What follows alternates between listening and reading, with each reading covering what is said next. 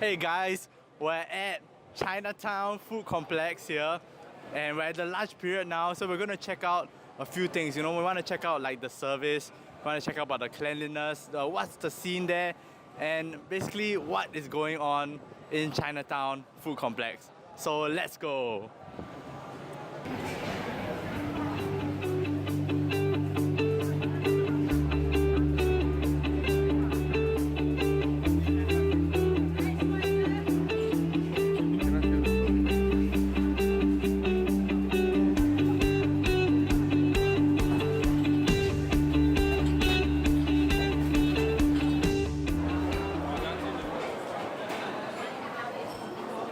So we are here at Chinatown Food Complex, and as you can see, we are here at lunch rush on a weekday, and there are insane queues for some of the more popular stalls.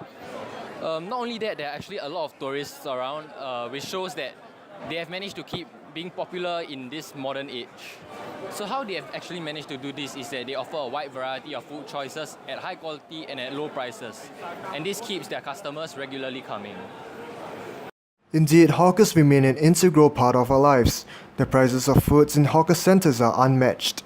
Even as the standard of living in Singapore has been rising over the years, hawker centres remain very affordable for most Singaporeans. What's more, hawkers offer a great variety of food, and one can argue that the taste is better than food courts and some cafes. Many hawkers have been practicing their craft for years, honing their skills to perfection. The quality in hawker food is evident, in some hawkers even earning a Michelin star, an award usually only afforded to high-end restaurants. We are certainly glad that hawkers are finally recognized for their abilities, and are excited to try MAE Hong Kong soya sauce chicken, which earned its Michelin star in 2016. So we just managed to get the famous one Michelin star chicken rice, and we also got the noodles just so for you guys. So we're just gonna have a look at how it's gonna taste. But before that, come on, let's get a zoom in of the food here.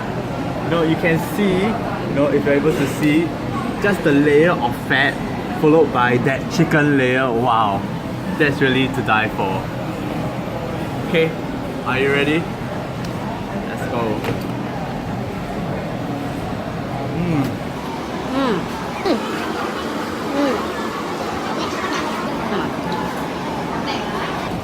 That has been the easiest chicken that I ever bit into. It was so juicy, it was so succulent. Even after the first bite, the chicken wasn't really hard, but really because of that soy sauce that they marinated in for so long, it makes it really tender, it makes it really juicy.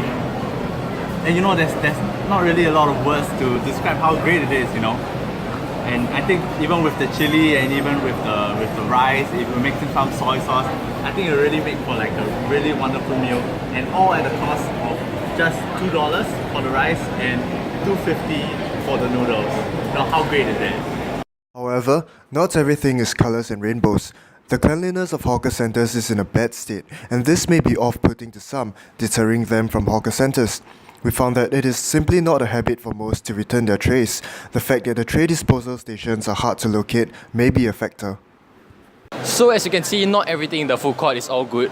There are some serious issues as well. Like this, for example, there's actually a lot of trash around, and the leftover food and trash attracts a lot of pests such as birds and rats. And this can actually pose a serious health problem to some of the customers here. To overcome this, let us clean up after ourselves. But besides this, another issue is that fewer young Singaporeans wish to take over as hawkers.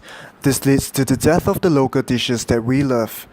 Although food courts serve the same dishes, the flavours capturing years of hard work and experiences are simply not there.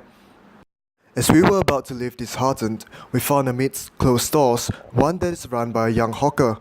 This really encourages us and gives us hope that perhaps hawkers are not dying out, as the next generation is taking over. Wow, I've had a great day exploring Chinatown. What about you, Beckham? Yeah, I've sure had a great time, man. But some people actually think that the hawker concept and the hawker culture is actually dying out.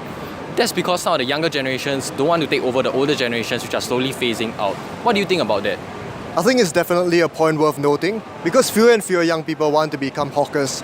However, as can be seen with Jingji just now, there are young people actually growing up to become hawkers, taking over their parents. They've even taken to revamp the food that we know to make them more attractive to youths. It is heartening to know that Jingzhi is not the only one, as more and more young hawkers are springing up around Singapore. Some have even revamped the whole hawker concept itself. So I think the hawker spirit is very much alive, and it's something we'll still be able to see tomorrow. So Beckham, what are your thoughts about this? Yeah, that's definitely true, man. I'm happy to see such great changes. But with such great changes, right, it's possible that the food we see in the future are not the ones we recognize today. So, what do you think about this?